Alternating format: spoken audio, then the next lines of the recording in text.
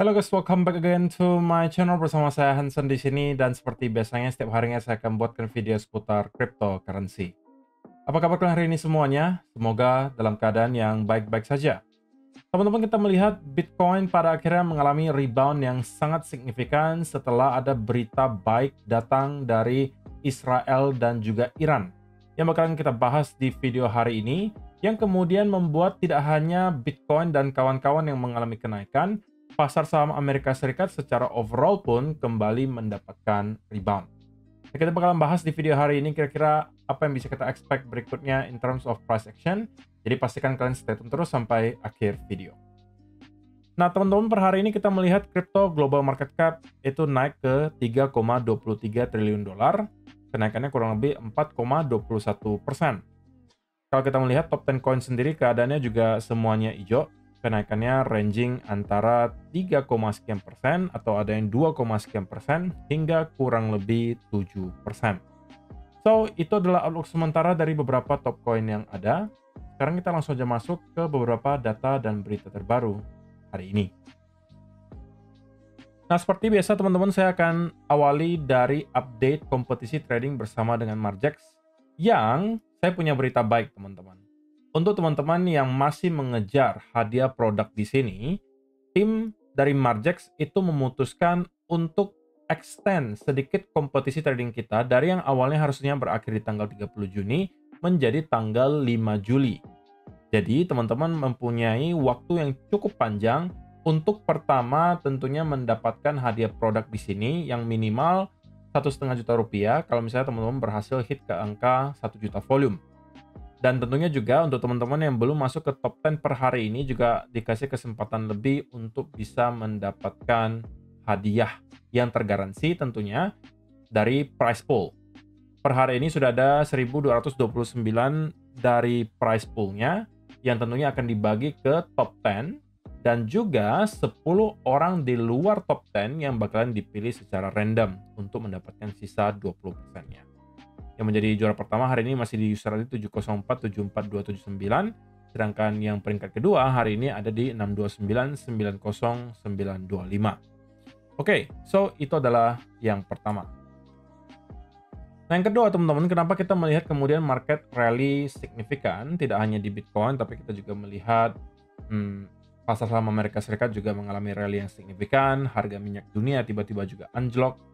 Itu dikarenakan Donald Trump mengumumkan bahwa ada kesepakatan dari Israel dan Iran untuk melakukan gencatan senjata, yang artinya berpotensi besar mengakhiri perang yang terjadi selama beberapa minggu terakhir.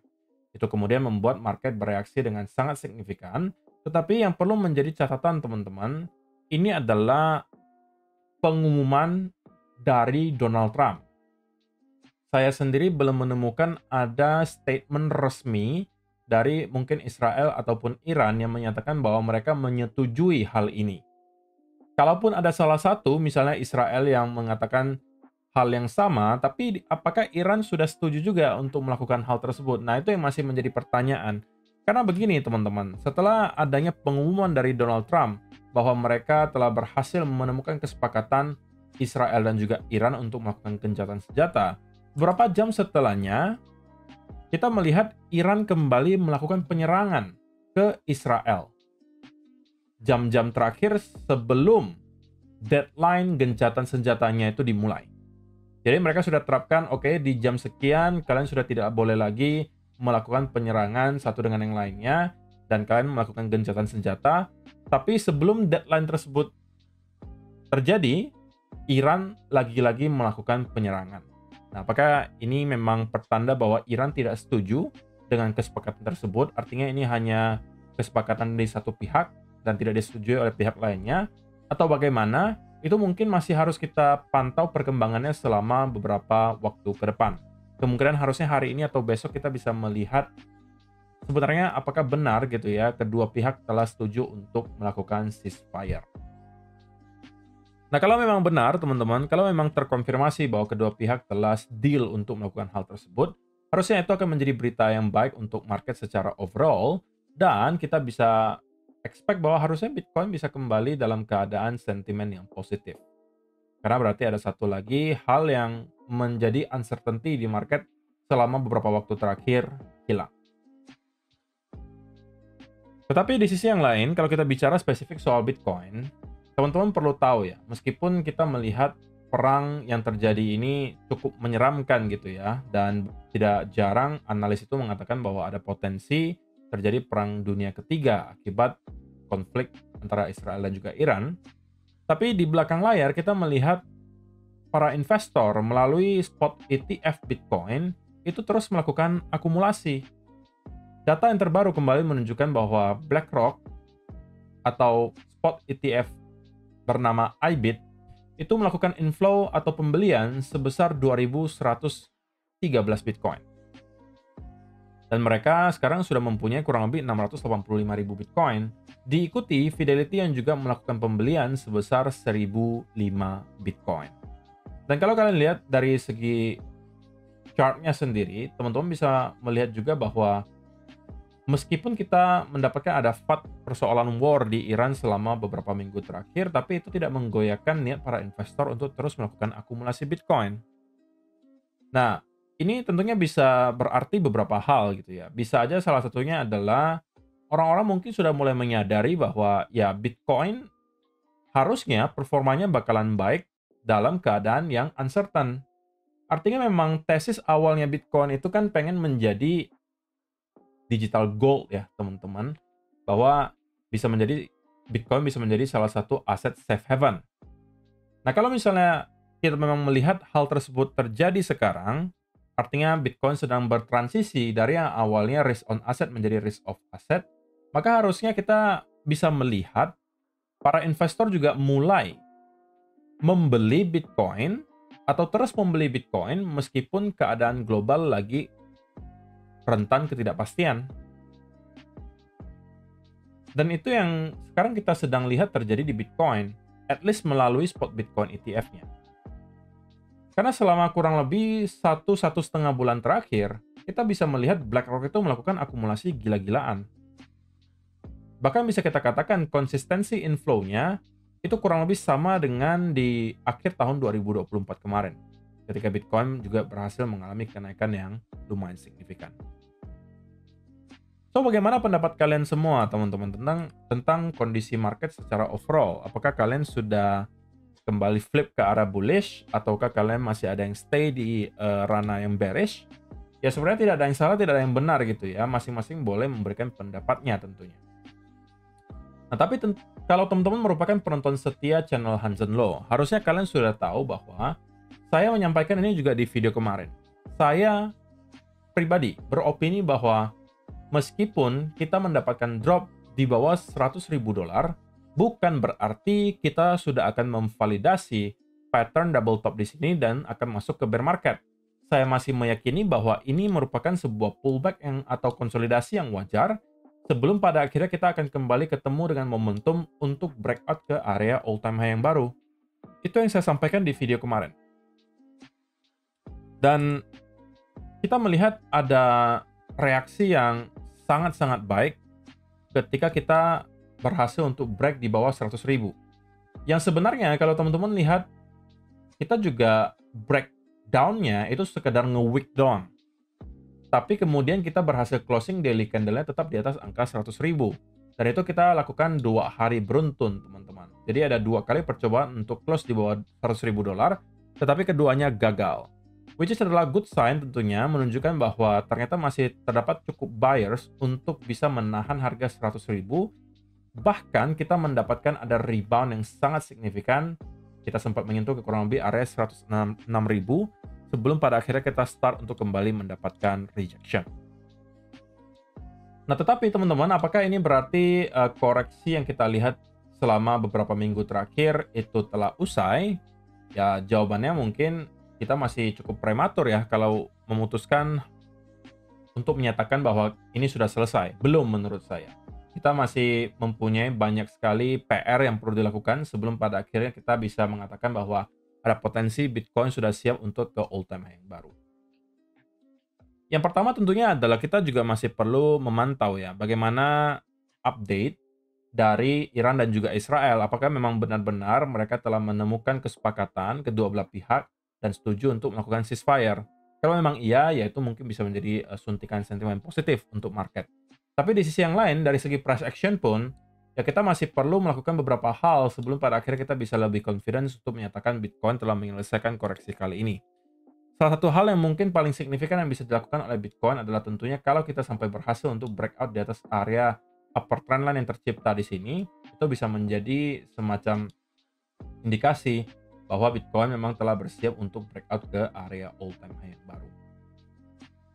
Oke, tapi sebelum hal tersebut terjadi, teman-teman, kita masih sekarang sebenarnya berada di struktur yang bisa saya katakan belum flip ke arah bullish ya. Kenapa? Karena ya ini adalah area lower high, lower low, lower high, and then lower low, ya kan? Dan kita masih barely hit ke area lower high terakhir. Terkecuali kalian anggap ini sebagai lower high-nya ya, teman-teman. Itu mungkin berarti kita sudah break dari struktur bearish-nya. Tapi kalau bagi saya, ini adalah area yang lebih penting untuk bisa kita break. Kalau misalnya yang terjadi berikutnya, teman-teman, adalah kita berhasil break di atas area tersebut dan start untuk mendapatkan pullback, maka ini bisa menjadi tempat di mana saya akan start juga untuk building position kalau misalnya saya tertarik untuk long misalnya. Tapi saya lebih prefer untuk masuk ke altcoin saja, karena di altcoin itu risk to reward ratio-nya jauh lebih baik daripada di Bitcoin menurut saya. Jadi kalau misalnya kita berhasil break di atas area 106.300 sampai 400 di sini dan kemudian start untuk mendapatkan pullback, nah saya mungkin akan masuk ketika kita breakout dari pattern yang terbentuk nantinya. Tapi sebelum hal tersebut terjadi, saya masih akan tetap mewaspadai akan adanya kejutan gitu ya. Kalau misalnya Iran menyatakan bahwa mereka tidak setuju akan adanya ceasefire atau gencatan senjata yang diumumkan oleh Donald Trump, ya itu bisa kembali membuat market sell off.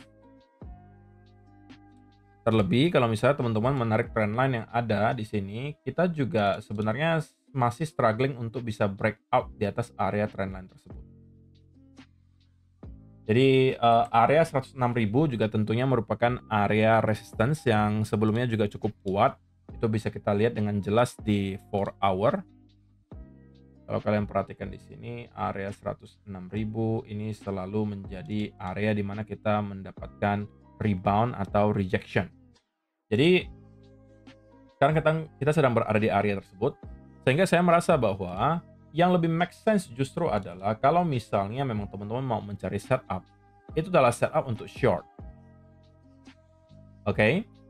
Tapi apakah boleh langsung kita tekan short di sini kok? Saya sih lebih prefer untuk menunggu ada semacam fake out sebelum saya melakukan hal tersebut. Katakanlah kita mendapat pergerakan seperti ini, maka ini bisa menjadi trigger bagi saya untuk masuk, teman-teman. At least untuk menargetkan semacam pullback gitu ya. Mungkin kembali ke sekitaran area 100.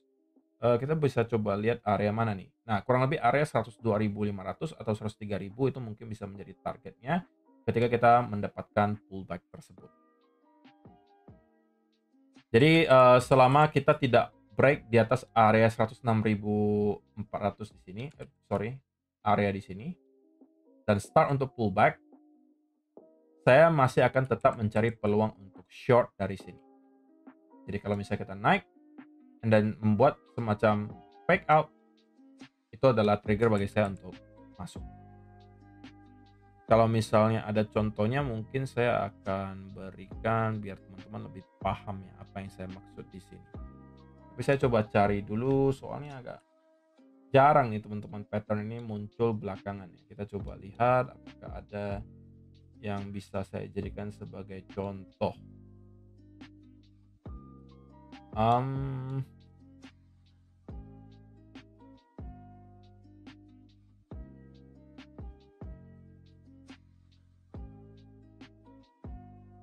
Nah, mungkin seperti ini juga bisa lah ya. Kita melihat fake out disertai breakdown di bawah trendline. Itu adalah trigger bagi saya untuk masuk, menargetkan semacam pullback. Oke, bukan berarti kita akan kembali ke area lower low yang baru. Meskipun bukan tidak mungkin ya. Kalau misalnya ternyata memang Iran tidak menyetujui ceasefire-nya, itu bisa kembali membuat market sell off tentunya. Tapi kalau misalnya memang keduanya menyetujui, maka itu bisa menjadi satu hal yang membuat Bitcoin kemungkinan akan break di atas area 106.500, kemudian start untuk pullback, dan dari sana saya mungkin akan start untuk mencari peluang untuk long. Gitu ya. Jadi semoga bisa bermanfaat untuk kalian semua video yang saya sampaikan di video apa yang saya sampaikan di video hari ini.